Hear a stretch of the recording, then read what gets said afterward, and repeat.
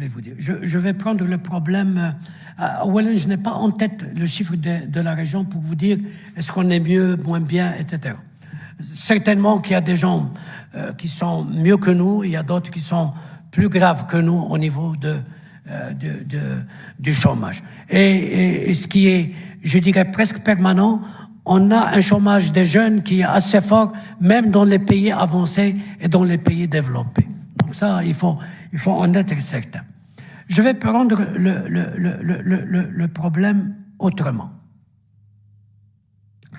Il y a des gens qui lorsqu'on a fait le cycle d'augmentation des taux directeurs, donc en septembre 2022, les 3 augmentations, septembre, décembre et mars 2023, on dit, ah ouais, ça va porter préjudice à l'investissement, ça va... et donc la croissance, et donc l'emploi. طلعتوا les taux, طلعتوا ملي تطلعوا l'investissement ما غادي يكونش l'investissement ما غادي تكونش la croissance. مزيان؟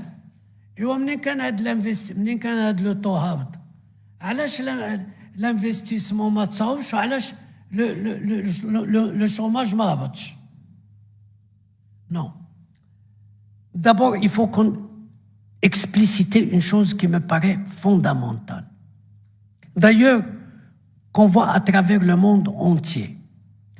Quand l'inflation a fait les pics et qu'on s'est senti qu'elle n'est pas temporaire, elle est permanente ou elle va durer,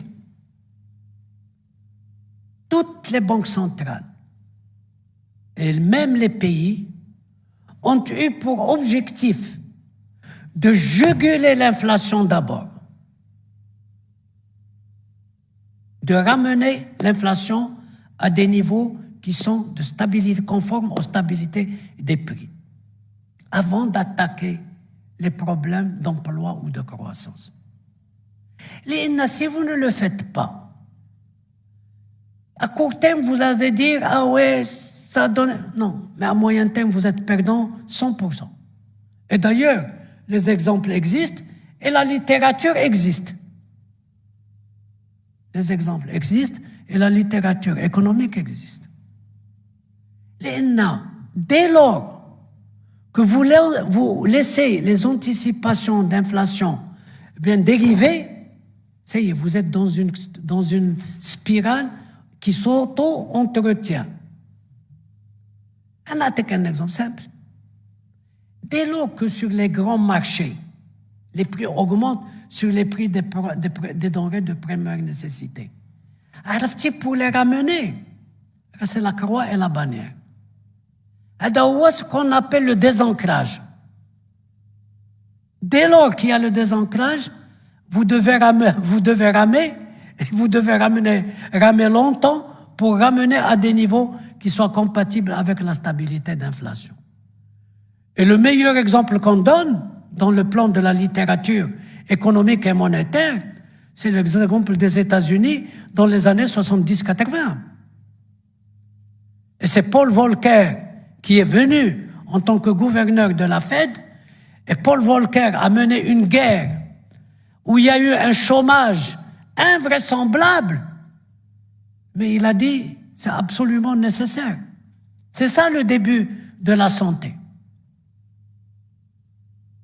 C'est pour cela que nous disons, d'un côté, nous augmentons les taux directeurs pour qu'il n'y ait pas ce désancrage, mais de l'autre côté, je fournis les liquidités que me demande le système bancaire sur le marché monétaire sans limite.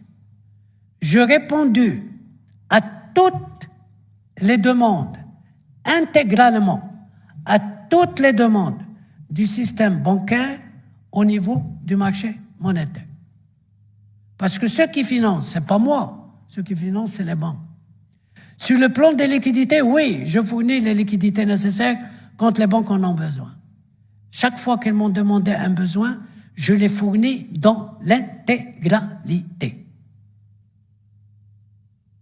Ça veut dire que j'ai essayé, de par la politique monétaire, à faire une politique qui est en même temps sur le plan directeur, du taux directeur, dans l'orientation qu'il ne faut pas qu'il y ait de désancrage au niveau des anticipations d'inflation, parce que si on le fait, on rentre dans les augmentations de salaire, puis les augmentations de salaire alimentent l'inflation, c'est ce qu'on appelle les spirales auto-entretenues.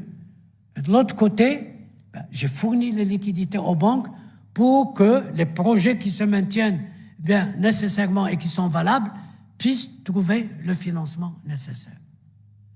Maintenant, dans toute la littérature, le meilleur remède à lutter contre le chômage, une fois qu'on a la stabilité des prix, c'est bien sûr le remède économique, c'est-à-dire la croissance, et pas le remède social, c'est-à-dire faire en sorte que on emploie des jeunes comme ceci, dans des emplois précaires qui ne donnent pas de revenus, etc.